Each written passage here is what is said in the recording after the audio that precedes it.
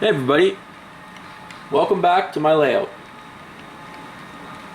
This will be a layout update for August 2019.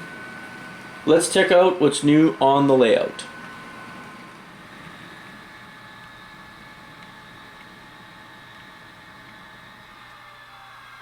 So I did get one new piece of rolling stock, and it's one of these Porter special cars from American Railcar Corporation.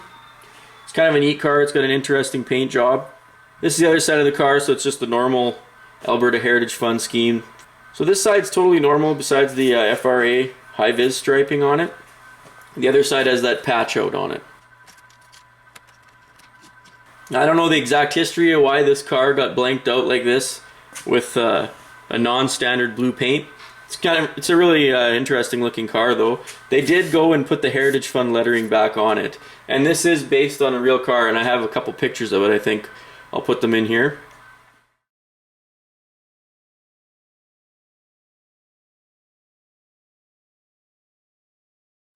So a pretty neat looking car, only available through their point system that they have. So you have to, when you buy so many cars, you get one free type deal. That's the only piece of rolling stock I got this month.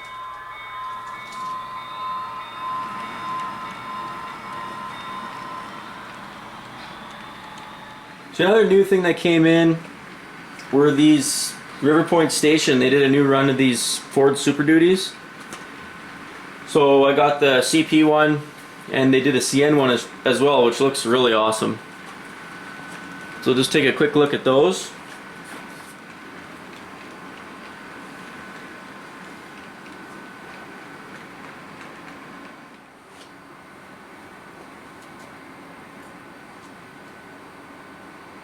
Really nice looking trucks from River Point Station.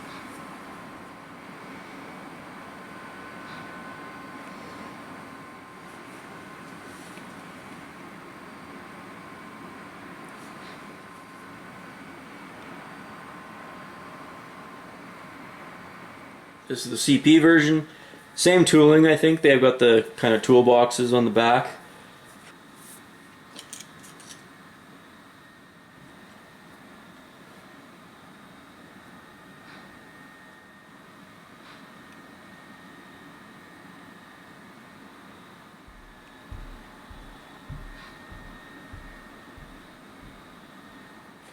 Really, really nice trucks from River Point.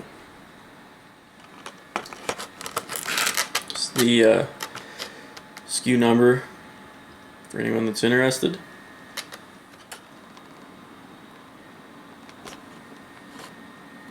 So that's the only new stuff I got in over the past month. Just the one car and a couple of those River Point trucks. So now let's take a look at what's new on the layout. It's kind of unrelated to the layout, but it looks like we've got the Batmobile here. A little bit out of my era. I did do some work on the trees over in the corner here, so let's go take a look at that. So there's my kind of first attempt at making trees in the back corner, and it was a really lazy attempt, I'll admit. I have a whole garbage bag full of these Christmas tree branches that, if you remember back from quite a few videos ago, that's what they look like just with a little bit of pruning. They come that color. So I did grab a can of spray paint. I just thought I'd try and see if I could make them look a little bit more realistic. So found some darker green, and that's the way they turned out. They're not great though. I'm probably gonna have to buckle down and actually attempt at creating some trees rather than just using the Christmas tree branches. I might be able to get away with the Christmas tree branches in this back corner, since you're about 9 feet from the trees here at this spot. You know, this is at the far corner of the reverse loop, so it's quite far from where, you know, people will actually be viewing the layout from. We'll see. I still got to find a better color because they don't really match, but you can kind of see the darker green definitely does blend them in better here. There's a whole bunch of them. I did 20 to start with, versus the old kind of gray-green color that the Christmas tree came in. This is the production line over here. So that's the that bag there is completely full of Christmas tree branches. They look like that when they come out. Then I have a garbage can. I sit here and I put the tunes on, and I just trim the bottom half of the branches off. And I found I actually take quite a few more off, and they look better when they're not as thick. So all I use is a pair of just straight, it's a small set of tin snips right here. Just straight cutting. Work away at it till I get the bottom of the branches. And they don't look bad. I think maybe if you put some static grass on them, they'd look better.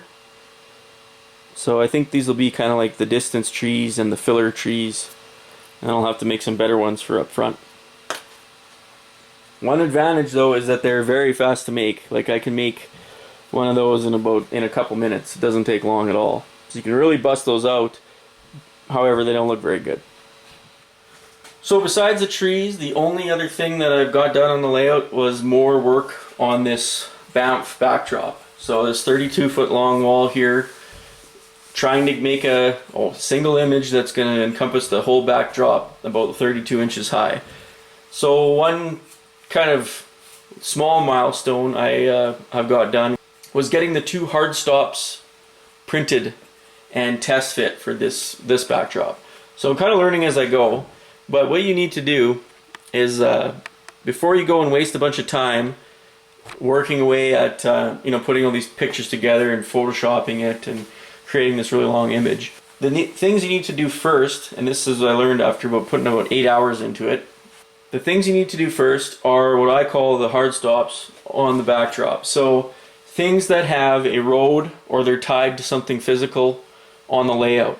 So that, in my case, it's the Mount Norquay Road right here in Banff and 40 Mile Creek, which is just up from it, about 4 feet. So these 2 things are the only physical ties to the layout that the image has. So these have to look right. They need to be scaled correctly and they have to look good because these things actually protrude onto the layout. So using the images that I have, ballparked it with measurements, and then I printed them off because it's really important to see what they're going to look like. And I was really glad that I did do this because I found out a whole bunch of things that were wrong. The scaling on this one was way off. It was too big. And also I used an image where the center line is kind of, you can see the perspective it's forcing to the right here. See how the center line is kind of pointing in this direction over here? So that needs to come straight at you in the perspective here. Otherwise it's going to look really weird. So I used a different image. I actually took images as I walked across the crosswalk here in Banff. So I have an image from like every couple feet here looking down the street. So I just used a different one. Got the scaling right. So the next iteration of this should be a lot better. But very important. Before you go playing around with anything else in the backdrop, these need to be figured out, scaled exactly how they're going to be, because if your road is too big on your backdrop, it's not going to make sense when it comes down onto your actual physical road. So the physical road is scaled based on measurements, but that means then the backdrop also has to be scaled to those same measurements, otherwise they won't line up and jive and it'll just look weird. So that was one thing. I wish it didn't take me so long to learn because I wasted a lot of time, but now I know. So going forward with other backdrops, now I know you need to figure out these, if you have a trail or a road or a river or another set of train tracks, anything that is going to be tied to something physical on the layout needs to be done and locked in ahead of time. Then you can go around that and Photoshop whatever you want, but to get the sizing and the scale right, very important. And here's the other one. This is the 40 Mile Creek, where the bridge goes over 40 Mile Creek, and then on the backdrop, 40 Mile Creek is disappearing off into the distance here. And this is the best picture I have. This is not ideal because it was flooded this year when we went, so the river was really high compared to what it normally is, but you gotta work with what you got, and this just turned out to be the best picture I have. Another issues I'm running into is you can see how the crop is on these trees is not really great. I did fix that later on. I got it a bit better, so later iterations of it. It's good to see what the printer's gonna do too, because it actually prints different shades of colors and darker and lighter and stuff. So it really is good to do this ahead of time to see what your finished product's going to look like. So that's what it looks like when I test print the road crossing in the river. Try not to waste any paper. I mean, you have to waste a little bit to do this, but so I just make it a separate document and size it so that it's cropped right on there and they both are stuck together as close as they can be. Same method as I did with the last picture. I cut it out with a sharp hobby knife, and I put my cutting mat underneath it because I found out right away cutting through onto concrete just dulls your knife instantly. So got to keep that cutting mat underneath there. So speaking of that Banff backdrop, a quick little update on where I'm at with that. I think I'm probably 70% done maybe. It's coming along. Many hours into this. It's a ton of work, and I've learned a lot of things about the way that the picture should be taken, and I probably will be going back to Banff this spring to get more because I just wasn't very smart about how I did this. So here's the backdrop in its entirety. These pictures on the top are I'm just keeping them there. That's the whole backdrop there. So what I'm working on now is, I think you saw last month I had the mountains. The mountains were all done all the way across, so then now I'm adding in the tree lines. So I've got it done kind of up to the station here, and then that's when I realized that I needed to do the road and the river first. So there's you can see I've got marks here. Those are scaled down measurements from the actual layout, showing me where I need to line that up. So there's the road here, and there's the river. So those are the hard stops, as I call them. Those need to be locked in first, and then everything else can be filled in around that. So you can see I did these, they're done. After I did the test prints, I fitted them, touched them up even better.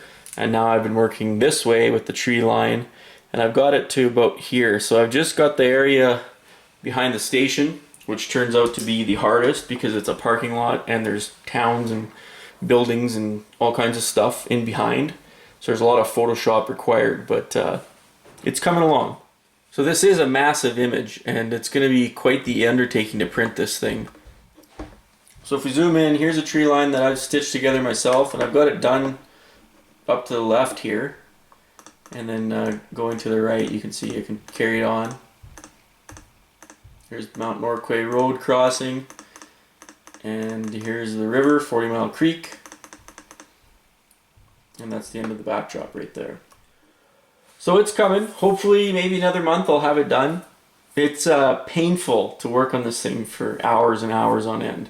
It really kind of sucks the fun out of working on the layout when it's just strictly this backdrop that I need to get done. But it has to get done if I can move forward on the scenery, because I need to match the scenery to the backdrop. So I'm just going to have to put my head down and get it over with. So that'll wrap up this layout update, guys. Hope you had a good summer. Enjoy what's left of it. Thanks a lot for watching, and we'll see you next time.